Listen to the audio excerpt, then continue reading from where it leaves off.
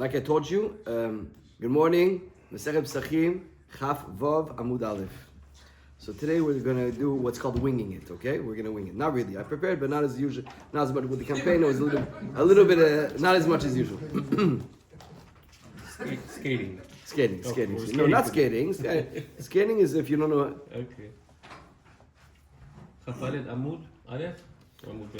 Okay, so yesterday we said we're speaking about meila. Meila means that there is a prohibition of benefiting from something that's belonged to the Chavav Amud Aleph.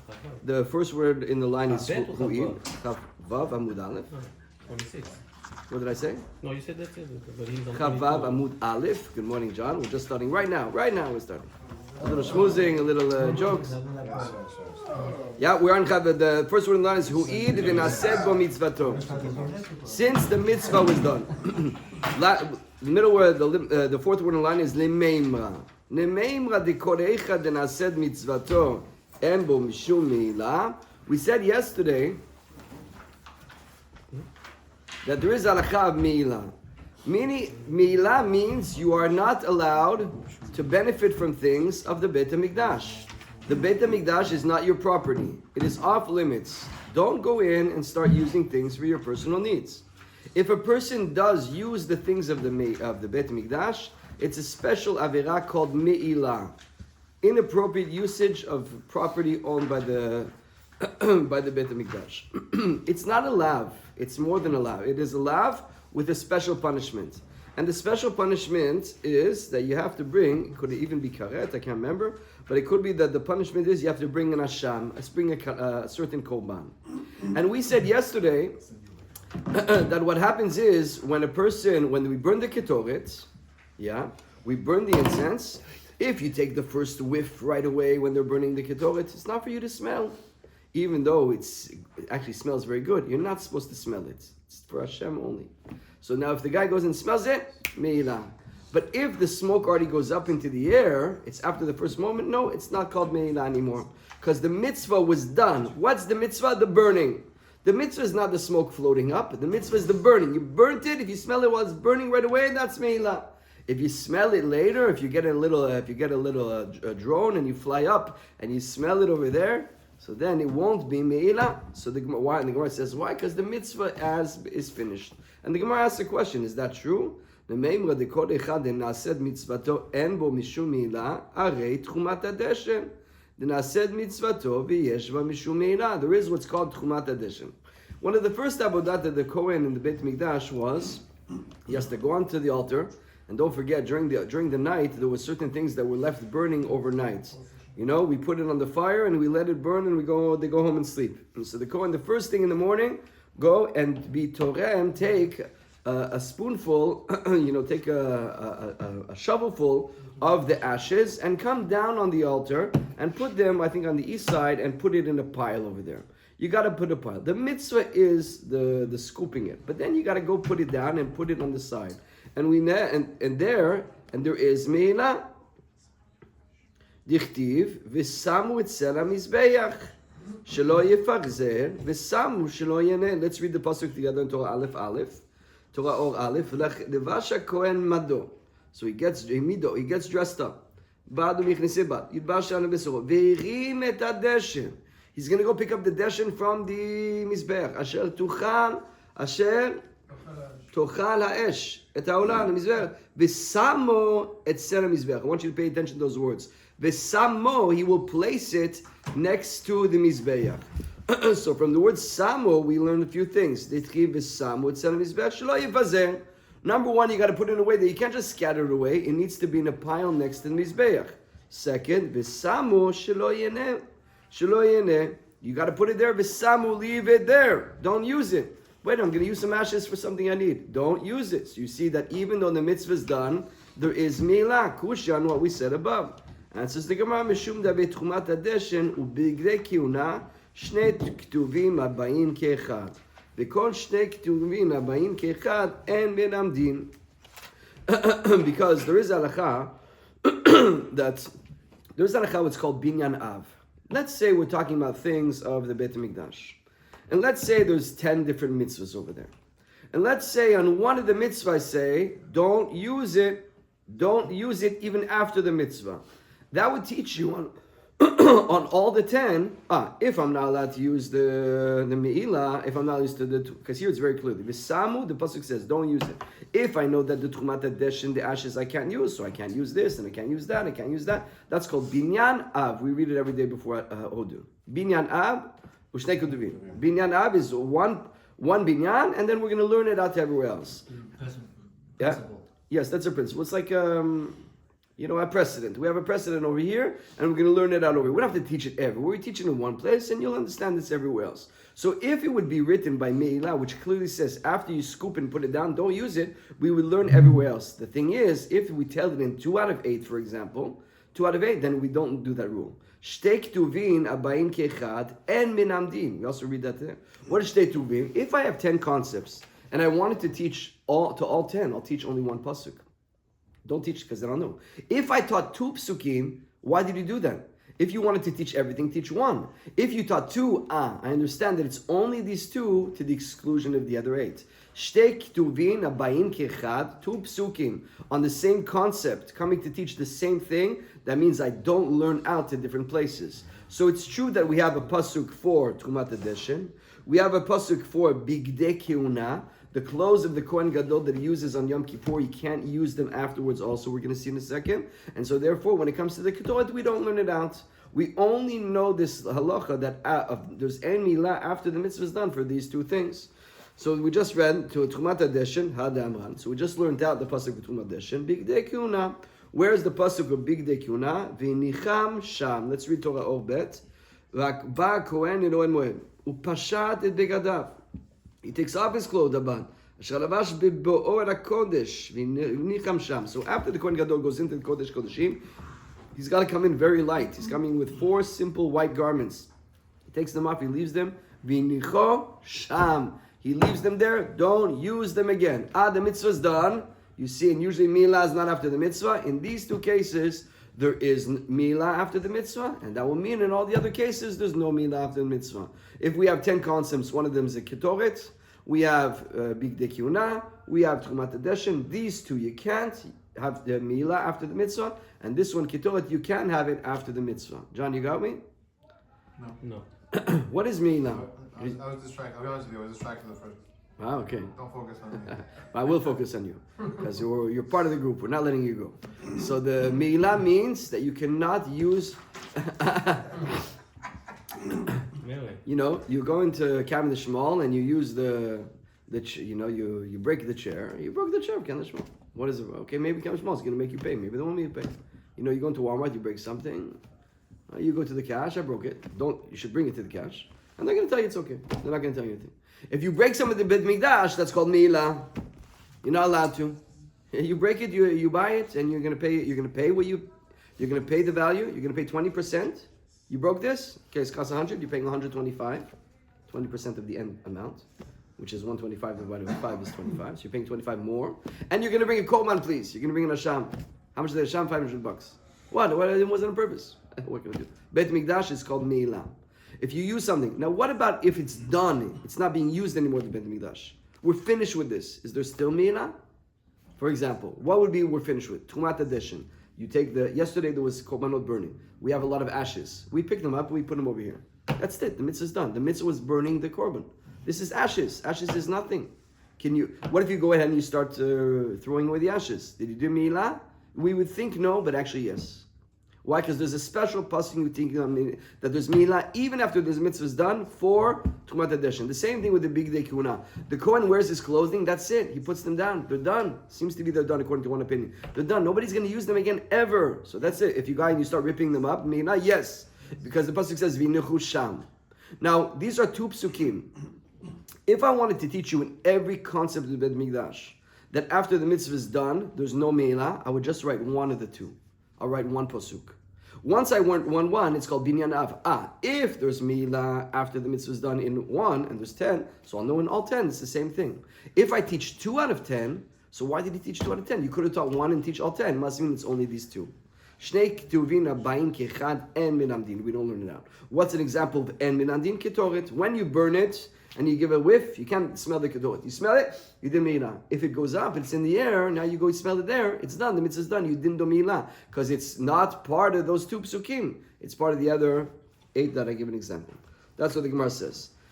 V'nicham sham melamdim sheteunin gniza. So the first big line, Chavav, so the clothing of the Kohen Gadol, we learn over here that it needs gniza.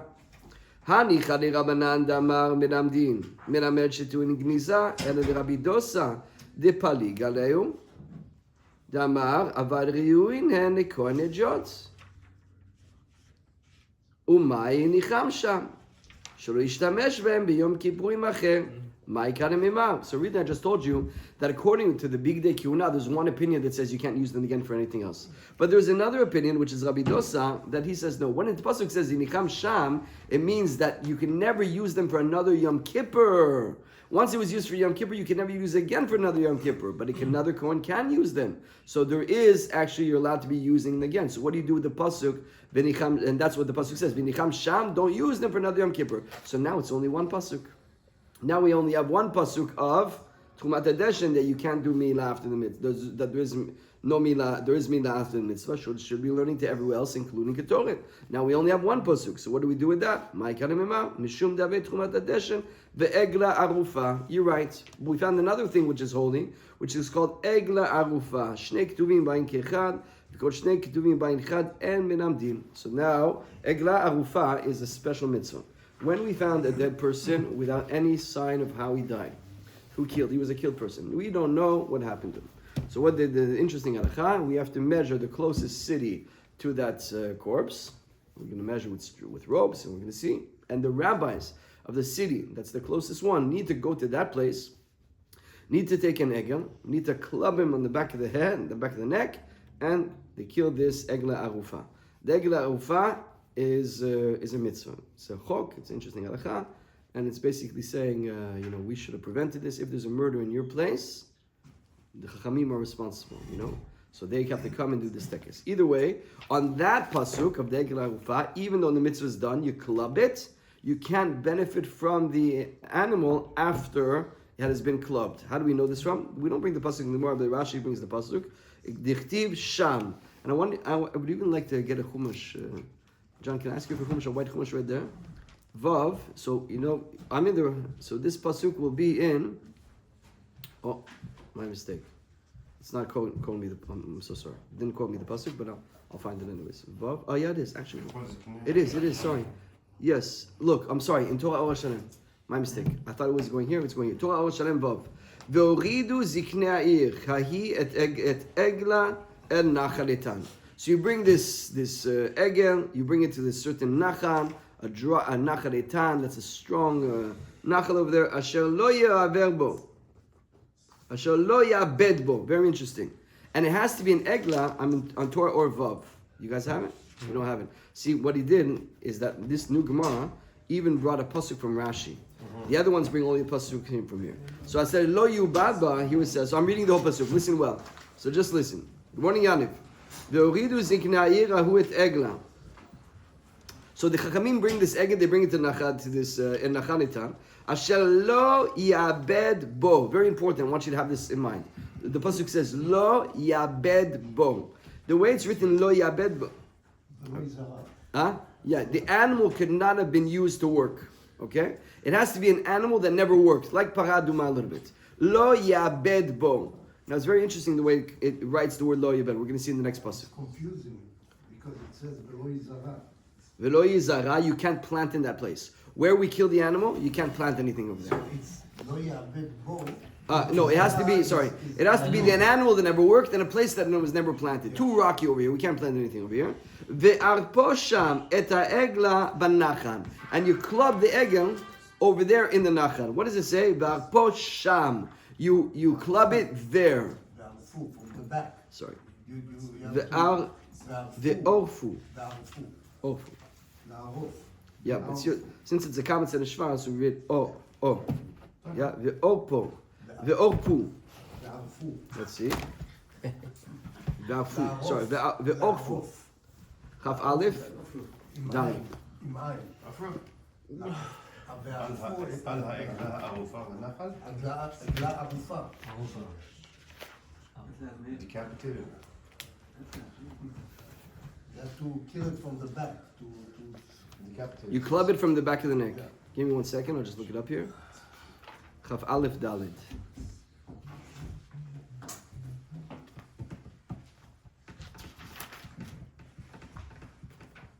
Shoftim. It's the hay. Maybe there is a Gaia after the Kamatz. Ve'arefu. Ve'arefu. Very good. Ve'arefu. Depends how you. Okay. And it's ve'arefu sham et ha'egla benachan. So you club it in the back of the net. So what did we just learn over here? So you have a guy that died. We have to measure the city. We have to measure the closest city. We got to bring over there an egel. We got to bring an egel asher lo yi'abed bo. Very interesting. Lo yi'aved bo. That it never worked. You never made it work. Okay? An animal that you never made it work, and it's interesting language the way it's written. We'll see in the next page. And there you got to club it in a place that was never planted in. And then it says ve'arifu sham. Ve'arifu sham. You leave it there. Ve'arifu sham. What is that word sham? Ve'arifu et ha'egel, it should say. No, the sham means that there's no me'ilah afterwards. Meaning that there is me'ilah after it's done. In other words, when you're using something which is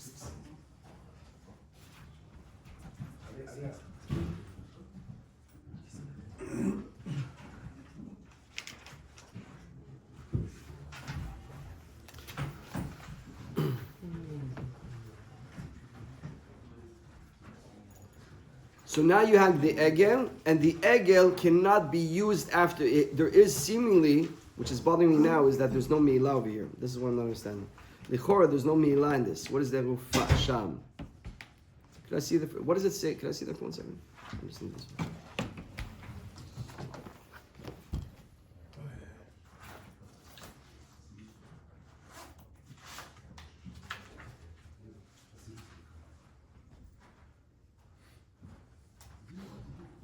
There's no proof of me.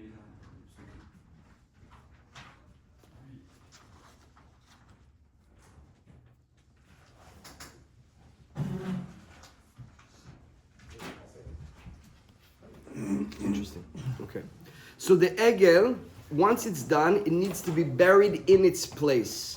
Okay? We need to bury it there in the ground over there. It cannot be benefited from afterwards. Why? The mitzvah is done. So what the problem to have it benefiting? So now we have another again, two ketubim abayim kichad enem imramdim. So even though the mitzvah is done, you still can have benefit. What are the two we learned now? We learned the egla arufa and the trumat hadeshen. So you have two psukim again. If we want to teach to everywhere else that after the mitzvah is done, there's no problem to benefit for, we wouldn't write two psukim, we would only write one pasuk. The fact that we only write one pasuk, so that's the fact that we write two, you can't learn. But that's only true according to one opinion. But there's another opinion that says, Ani chaneman damar en menamdin. And eman damar melamdin, ma'i chanememar. Actually, what I just told you is a machloket. The fact that if we have two psukim, you can't learn out to everywhere else, actually not everybody says that. There's an opinion, Masechet Sanhedrin, I think it's Rabbi Yossi, that he says you're not allowed, you don't allow to do psukim. My karimimah. What will we learn out? So we're going to answer over here. My karimimah. Trei miute ktive. Ketiv v'samu uktiv ha'arufa. V'samu is also an extra miut over here. How does that mean? V'samu, it's speaking about the Trumat HaDeshen.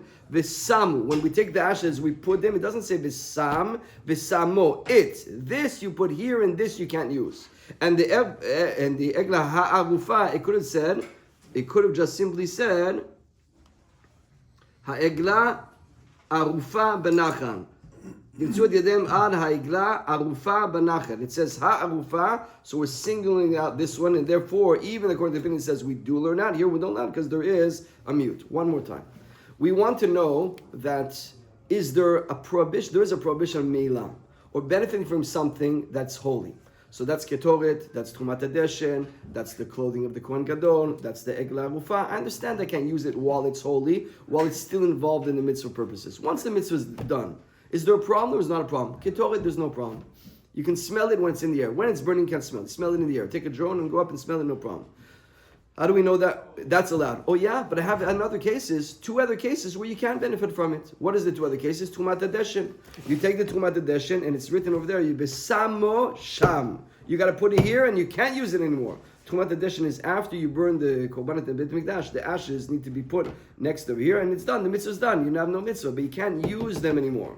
And we have another pasuk which is the Egla Ha'arufa. So there it says that you have to bury it there. You got to bury it there, and you can't do anything else with it. So it's still usher off limits, mukse, even after the mitzvah is done. So now, if according to one opinion, that's great, because there's one concept of stand shnei ketuvim b'inchad en menamdim. If the Torah wants to teach a rule across the board, teach it once, and I'll know everywhere else. If you teach it twice, that means you're limiting it to only these two. So then that's no problem. We have two psukim where it's limited to only these two psukim. Don't learn out anywhere else. That's why the ketoret is mutar. That's why the incense is allowed to smell after the mitzvah is done, because it's only, I'm limiting it to only these two psukim. Because that's a rule. When I have 10 concepts, 20 concepts, 100 concepts. Teach it once and I'll know everywhere else. I got to teach you everywhere. I got to teach you every time. When you have a customer, give him a smile when he says thank you when he comes in the store. When you finish the sale, give him a smile. Say thank you for your thank you for your business. Okay, so I do it. Whenever a customer ends, tell him it's thank you for service. Once I tell you that, that's it. You know every customer comes in. If I tell you, listen, when God comes in and when John comes in, make sure you tell them thank you for the service, because those are big customers and I want to keep them happy. That means everybody else. I went to Chops last week and. Somebody brought me to a restaurant. and there the tip is included in the bill. Correct. 80%. You know? It's included. So the guy that was there, he says, 1 second, I want to give my own tip. It's why is it included? I want to show you my appreciation or show you my not appreciation. No, it's included inside. That means that you can do whatever you want with the customer after it's included inside, right? Yeah. So I don't care. But those two guys, they give extra money, so make sure you tell them. So that's shtei ketuvim b'ayin kechad. If I'm telling you when a guy comes in, tell me once, I'll do it for everybody. If I tell me two, that means nobody else. So that's very good. I tell you on these two, don't use the ashes, don't use the degla rufa. Everything else you can use. But there's an opinion that says, make sure you say sorry to John, make sure you say to God. Well, you think I didn't need everybody else? Just give me examples. Everybody else also. I just want to make it sure they understand. There's not only one guy. There's another opinion that says, no, once I tell you two, and that's also given a second sentence, once I tell you two, you learn everywhere else. So how do I know that the kotoret is mutar? Because once I learned for these two that you can't use them after, it should be for everything else you can't answer. So here there's two miutim. Whatever I taught you over here, yes, in general, but here I limit it to only these two. Because we add words in these psukim to say, don't use them after, only for these ones. Vesamo, it could have said vesam, put it. Vesamo, it you put, and anything else it has to stay here, and everything else doesn't stand here. And also, egla arufa, I could say ha-arufa. That extra hay is superfluous, so only this one and not anything else. Let's go back to it. We said yesterday that there's a machloket of hana'ah that is not, hana'ah that comes to a person be'al kocho. You get benefit from something, and you really didn't intend to do that. For example, you're walking by a street, and there is smells of avodah zarah over there because they're burning incense, and you can't benefit. It smells good. The opposite. We spoke of incense at Beit Mikdash. Now we're speaking of incense of avodah zarah. You can't benefit from avodah zarah. You know, if you live next to a church, it's not easy to go into the car, because if you bow to the car, you're bowing to go into the car, like you're bending in to go in the car. It looks like so you should go by the other side to give your back. Understand? There's a lot of arachot with avodah zarah. So if you're passing by a place of avodah zarah and there is the incense that's being burnt right over there and smelling, and it smells good to you, what's the halakha? That's called hana'ah shelo b'kavanah. You're not mitkaven be'al kocho. Hana'ah be'al kocho. That's what we asked yesterday. So what is the halakha with that? So again, there's really two opinions: Abai and Rave. Abai says it's allowed, and Rave says it's not allowed. And then this we said two different mahalchim how it works. Okay, we're going to go with one mahalach right now, and the first mahalach is there's something else to remind ourselves. There is machloket Rabbi Shimon and Rabbi Yehuda. Dvar shemitkaven, dvar she'enu mitkaven. According to the halakha in Masechet Shabbat, if you don't intend to do an avera, if your intention is one thing and it happens on its own, Rabbi Yehuda says it's still asur X, and Rabbi Yehuda says and Rabbi Shimon says it's mutar. For example, I have a bench and I want to bring it from this side of the backyard to this side of the backyard, and I'm dragging it. And there's automatically a charitz, a little indent in the ground that's going to come about. That's called choresh. Choresh means digging. Digging is asur on Shabbat because you can plant seeds and that's asur. So I didn't mean to dig. You think I care about digging? I have to call my landscaper to fix this. I don't like this. I had no choice to drag it. Okay, is that allowed or is not allowed? Rabbi Yehuda says it's not allowed because that is you plant. And according to Rabbi Shimon, it's allowed. You didn't have any intention. Now here's the tricky thing. Okay, the way that we explained yesterday, one opinion is that let's say there is a path. You have two paths, one of Avodah Zarah, one of not Avodah Zarah. And the only path you have two different paths, okay? And you take the path that there is Avodah Zarah. And then you have intent to smell that's a soul for sure. You went on the path, you didn't burn it, but you're happy when it's here. You didn't intend to, but you're happy when it's coming. That's a soul according to everybody. If you take the path, you had a choice between two paths, okay? And you took the path which has the Avodah Zarah. You could have taken A. You couldn't taken B, you took A. A was Avodah Zarah, B is Bitachon. You could have taken B, you took A. Why did you take that path? And now when they're smelling it, you do everything, no, I don't want it. I'm not smelling this. That's still Asur, according to Rabbi Yehuda. Dvar she'enu mitkaven, Asur. I don't care. Rabbi Shimon says that's not Asur. But look at this Chidush. The other way, let's say there's only one path. This is the way one way he explained it. If there's only one path, there's not only two paths, there's only one. And you're going there and you try not to smell it. Oh, and you smell it. There's only one path. And you do whiff it in and you're happy to whiff it in. According to Rabbi Shimon, it's asur. But according to Rabbi Yehuda, the way it works, according to Rabbi Shimon, it's asur.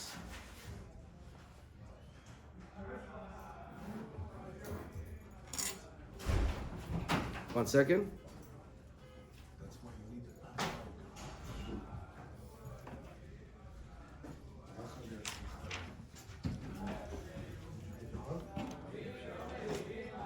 Give me 5 more minutes. 5 more.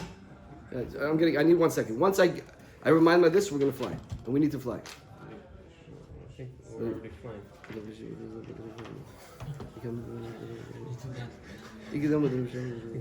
We do crashed already.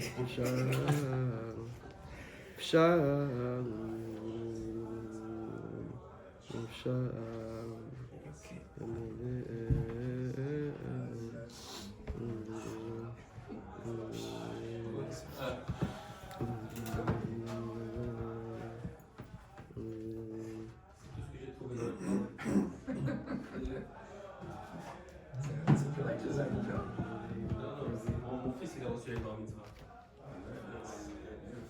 Thank you. You guys do this? Yeah, he knows that.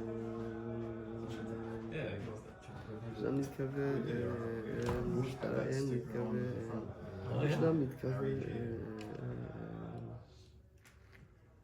C'est quoi, c'est du local, ça? Quoi, bar mitzvah? Je sais pas. Yeah, hit a chair, yo. Okay, according to Rabbi Yehuda, okay, this is what we explained yesterday. When a person is going on the path, and he has the other option, he could have went on B, but he went on A where it's asur, and he smells it, and he tries not to smell it. Rabbi Yehuda says that that's asur, because advar she'enu mitkaven is asur. Okay, but what will Rabbi Yehuda do when there's only one path? We explained yesterday. This is machloket Abai and Rava. There's path A, path B. Path A, it's Avodah Zarah. You could have taken path B, but you take path A, but really you close your eyes and you block your nose. And a little whiff goes in. Is that asur? Dvar she'enu mitkaven. That's not called enu mitkaven. You could have taken the other path. What are you taking this path? So Rabbi Yehuda is going to say that's asur. Clear? Now, what do we do with Rabbi Yehuda on the opposite, on the flip side? This is what we said yesterday. On the flip side, there's only one path. And you go there, and you're not mitkaven. That's for sure mutar. I had no choice. But what about if you're mitkaven, it smells good? Hey, that smells good. What do we do with that? Well, according to Abaye, we look at the first choice. The first choice was you had no choice.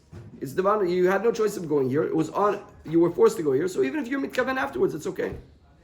And Rab, that's what Abai says. And Rab is going to say, "En davar kazeh." Rabbi Yehuda's machnir is not mekem.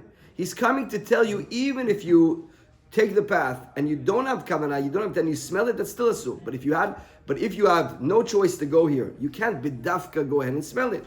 That's going to be asur. So we're really looking now to find this opinion of Abai, which is a big kula. And I'll just read it one more time. Two paths. one that has avodah zarah, one that doesn't. You took the one that has avodah zarah, and you try not to smell it. Rabbi Yehuda is going to say, too bad for you. Dvar she'enu mitkaven is asur. Now, what if there's only one path, and you take the path? Now I try not to smell it. That's okay. It's dvar she'enu mitkaven. But what about there's only one path, and I actually go ahead and smell it? Well, says Abaye, says Rava, too bad, the same thing. You can't bidafka smell it. But Abaye says, no. Since the first choice is I had no choice to come here, I don't care what happens after. It's called hana without any intent.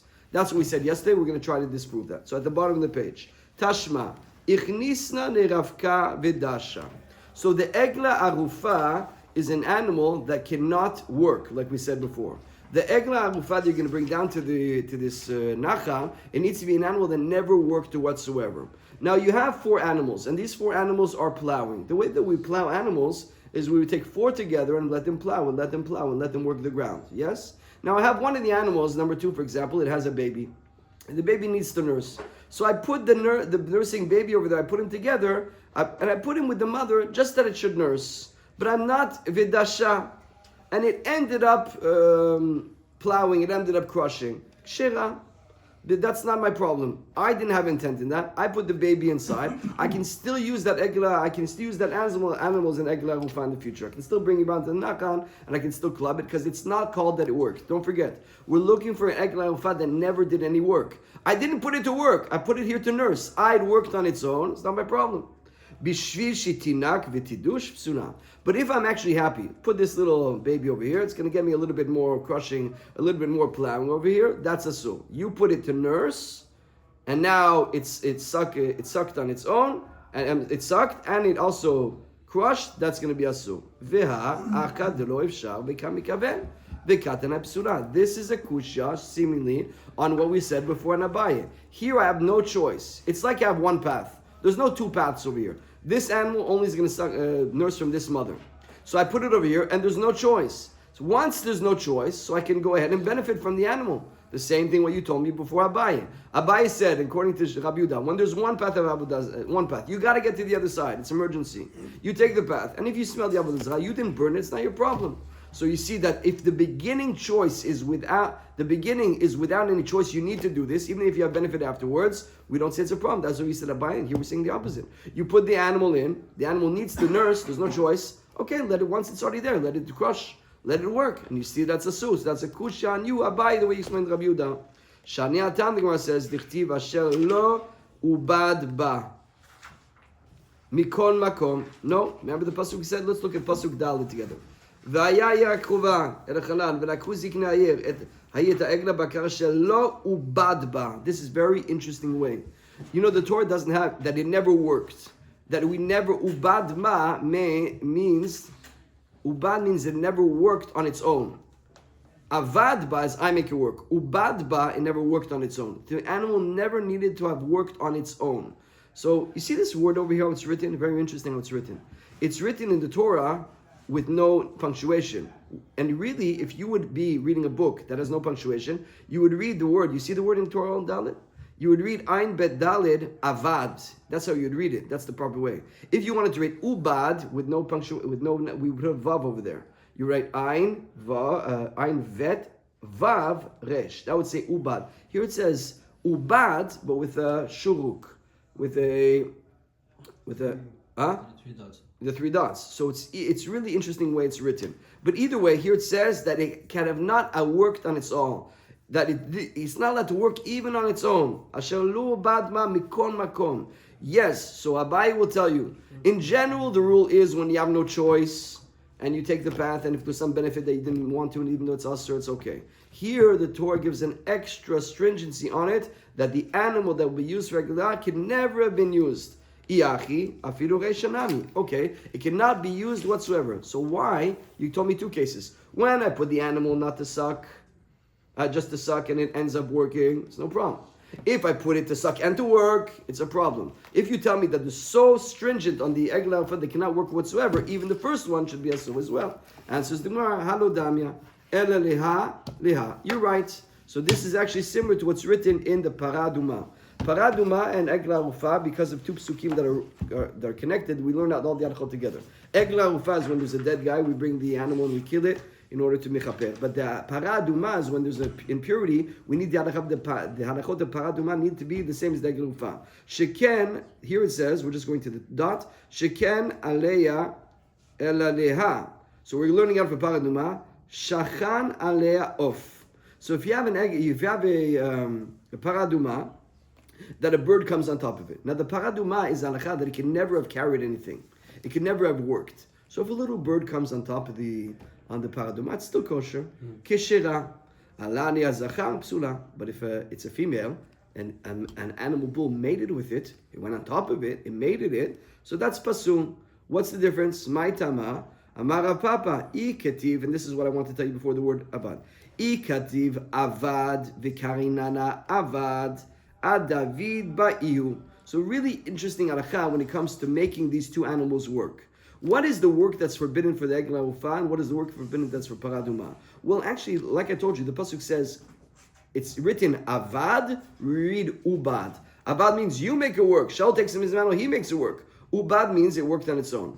So if it would be written Avad and we would read Avad, David ba'ihu, then it would be only asur if the man made it work. So in both of these cases, there would be no problem. A bird on top of it and an animal on top of it. You didn't do that. That's nothing to do with you. It would still be kosher for both scenarios.